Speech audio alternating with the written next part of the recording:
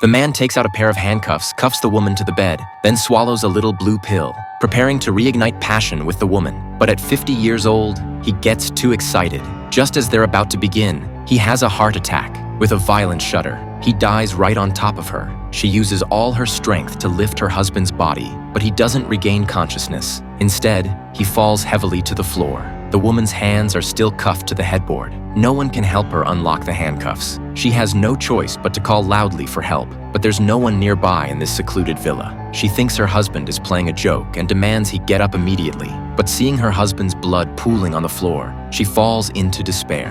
The sky gradually darkens. The woman has cried until her tears are dry. She hears a noise at the door, quickly calls out for help. The shadow comes closer. It's a stray dog that has sneaked in. She's starving, eyes gleaming, and approaches her husband's corpse. The woman kicks her legs forcefully, loudly scaring the dog away. But the heavy smell of blood still tempts the dog to come closer. It greedily licks the blood on the floor, showing no fear of the woman, even grabbing her husband's arm in its mouth, looking for a feast. The woman struggles desperately, but the handcuffs can only move up and down. She finally manages to reach a book on the shelf.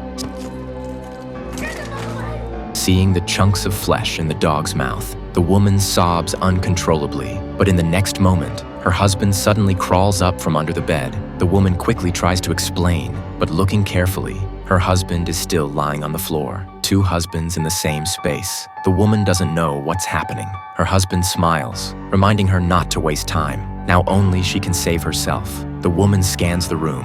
Her gaze falls on the handcuffs. She uses all her strength to break free, enduring the pain from the friction. Fortunately, her hands are small enough to slip through the cuffs. After freeing one hand, the other becomes much easier. She forcefully breaks the bedpost, finally escaping. The woman walks confidently toward the door, but looking back, she's still cuffed to the bed.